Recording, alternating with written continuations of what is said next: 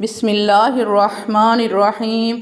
السلام علیکم۔ اللہ کے محبوب صلی اللہ تعالیٰ علیہ وآلہ وسلم کا ذکر پاک محبت سے کر لیجئے۔ محمد الرسول اللہ صلی اللہ علیہ حبیبہ محمد و آلہ وسلم۔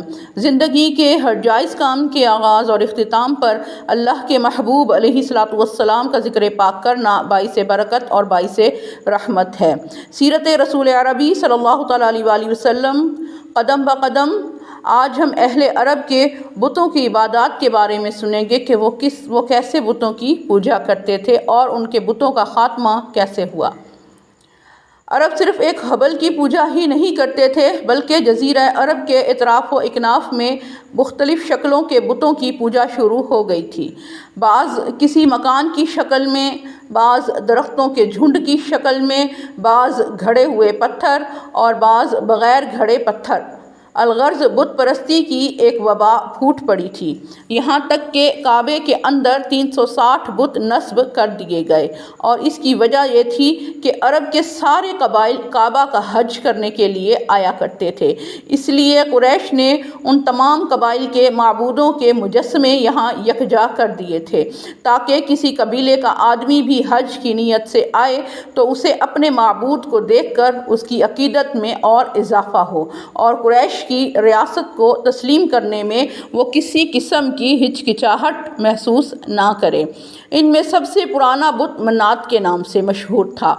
اس کے پجاری اپنے بیٹوں کے نام اظہار عقیدت کے لیے عبد منات، زید منات وغیرہ رکھا کرتے تھے۔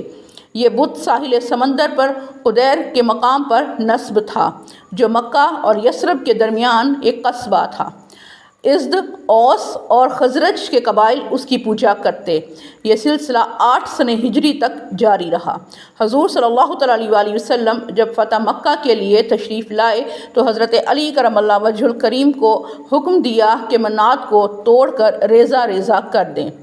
ان کے معبودوں میں سے ایک بت کا نام لات تھا۔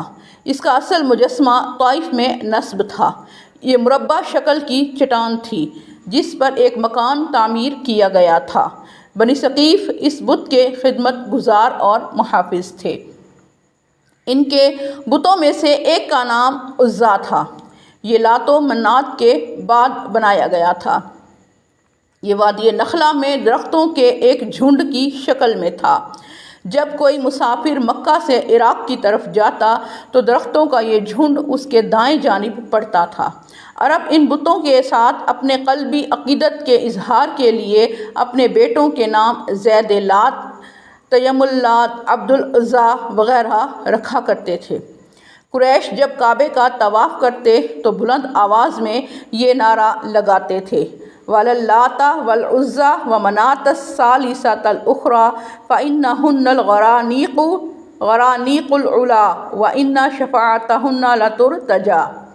اللہ تعالیٰ نے سورہ نجم کی آیت نمبر 19، 20، 21 اور 22 میں ان کی اس حماقت کا تذکرہ فرمایا ہے۔ اللہ تعالیٰ ارشاد فرماتا ہے: أَفَرَأَيْتُمُ اللَّاتَ وَالْعُزَّىٰ وَمَنَاةَ الثَّالِثَةَ الْأُخْرَىٰ أَلَكُمُ الذَّكَرُ وَلَهُ الْأُنثَىٰ تِلْكَ إِذًا قِسْمَةٌ ضِیزَىٰ۔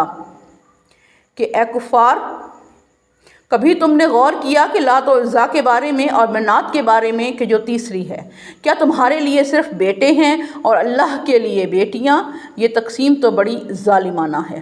ان کے دیگر مشہور معبودوں میں سے ایک کا نام سواع تھا۔ یہ ینبع کی سرزمین میں تھا اور بنو لحیان اس کے خدام تھے۔ بنی کلب نے دومت الجندل کے مقام پر ود نام کا ایک بت نصب کر رکھا تھا۔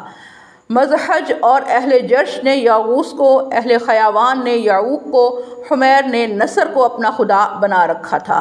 یہ وہی بت ہیں جن کی پوجا نوح علیہ السلام کی قوم کے مشرکین کیا کرتے تھے۔ جب انسان کا تعلق اپنے خالق حقیقی سے منقطع ہو جاتا ہے تو اس کی فطرت سلیمہ مسخ ہو جاتی ہے، اس کی عقل و فہم پر پردے پڑ جاتے ہیں، اس کی چشم بصیرت بینائی سے محروم ہو جاتی ہے۔ اپنی دانشمندی کے باوجود اس سے سے اس قسم کی حرکتیں سرزد ہوتی ہیں کہ احمق اور دیوانے بھی ان سے شرمندگی محسوس کرتے ہیں۔ اہل مکہ کے دو معبودوں کے نام اصاف اور نائلہ تھے۔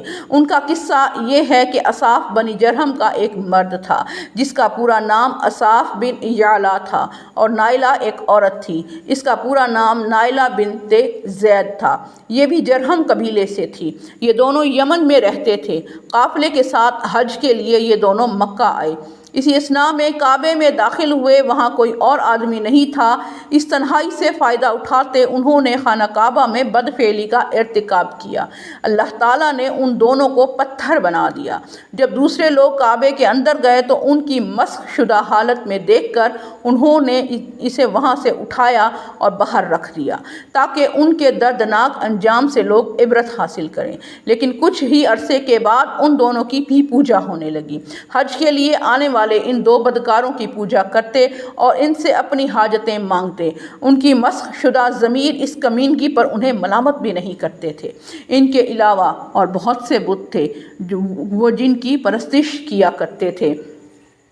ابن کلبی نے کتاب الاصنام میں ان کا تذکرہ بڑی تفصیل سے کیا ہے۔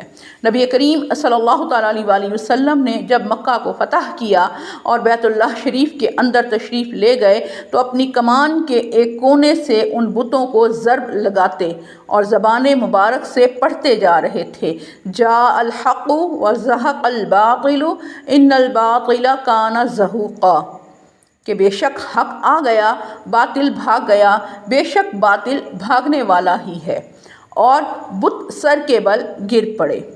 حضور صلی اللہ تعالیٰ علیہ وسلم کے حکم سے انہیں مسجد حرام سے باہر پھینک دیا گیا اور انہیں جلا کر راکھ کا ڈھیر بنا دیا گیا۔ جو بت مکہ مکرمہ کے علاوہ دیگر مقامات پر تھے ان کی طرف ہادی برحق صلی اللہ تعالیٰ علیہ وسلم نے مختلف صحابہ کرام کو بھیجا تاکہ وہ ان کو توڑ دیں اور ان کا نام و نشان تک مٹا دیں۔ لات کا بت طائف میں تھا، اس کو توڑنے کے لیے حضرت مغیرہ بن شعبہ رضی اللہ تعالیٰ عنہ کو بھیجا گیا۔ انہوں نے اس کو توڑ کر گرا دیا اور نظر آتش کر دیا۔ عزا جو کہ ان کا ایک عظیم الشان بت تھا، وہ وادی نخلا میں درختوں کے جھنڈ کی شکل میں موجود تھا۔ اس کو جڑ سے اکھیڑنے کے لیے حضرت خالد بن ولید رضی اللہ عنہ کو بھیجا گیا اور فرمایا کہ وادی نخلا میں جاؤ، وہاں تمہیں بیری کے 3 درخت نظر آئیں گے، ان میں سے پہلے کو کاٹ دو۔ حضرت خالد بن ولید رضی اللہ عنہ گئے، اس بیری کے درخت کو کاٹ دیا۔ جب واپس آئے اور آ کر اطلاع دی تو رسول اللہ صلی اللہ تعالیٰ علیہ وسلم نے پوچھا، کیا تم نے کوئی چیز دیکھی؟ انہوں نے عرض کیا کہ جی نہیں یا رسول اللہ صلی اللہ تعالیٰ علیہ وسلم۔ آپ علیہ السلام نے حکم دیا، دوسرے بیری کے درخت کو جا کر کاٹو۔ تعمیل ارشاد کے بعد پھر دوبارہ بارگاہ رسالت صلی اللہ تعالیٰ علیہ وسلم میں حاضر ہوئے۔ حضور صلی اللہ تعالیٰ علیہ وسلم نے پھر پوچھا، کیا تم نے کوئی چیز دیکھی؟ انہوں نے عرض کیا کہ نہیں یا رسول اللہ صلی اللہ تعالیٰ علیہ وسلم۔ پھر آقا علیہ السلام نے فرمایا کہ اب تیسری بیری کے درخت کو کاٹ دو۔ جب انہوں نے اس تیسرے درخت کو کاٹا تو اچانک ایک بد شکل عورت دیکھی جس کے بال بکھرے ہوئے تھے اور اس کے دانت نکلے ہوئے تھے، اس کے پیچھے پیچھے دبیا سلمی تھا۔ جب اس نے حضرت خالد بن ولید کو دیکھا تو کہا کہ اے عزا، خالد پر اپنی قوت سے بھرپور حملہ کر، اپنی اوڑھنی کو پھینک دے اور اپنی آستینوں کو چڑھا لے۔ اگر آج تو خالد کو قتل نہیں کرے گی تو بہت جلد ذلیل و رسوا ہو کر رہ جائے گا۔ حضرت خالد بن ولید نے یہ جواب دیا کہ اے عزا، میں تیری تسبیح بیان نہیں کرتا بلکہ میں تیری خدائی کا انکار کرتا ہوں۔ میں نے اپنی آنکھوں سے دیکھ لیا کہ اللہ تعالیٰ نے تجھے ذلیل و رسوا کر دیا۔ پھر آپ رضی اللہ عنہ نے اپنی تلوار سے اس پر وار کیا اور اس کے سر کو 2 ٹکڑے کر دیا، پھر وہ ایک جلے ہوئے کوئلے کی طرح ہو گئی۔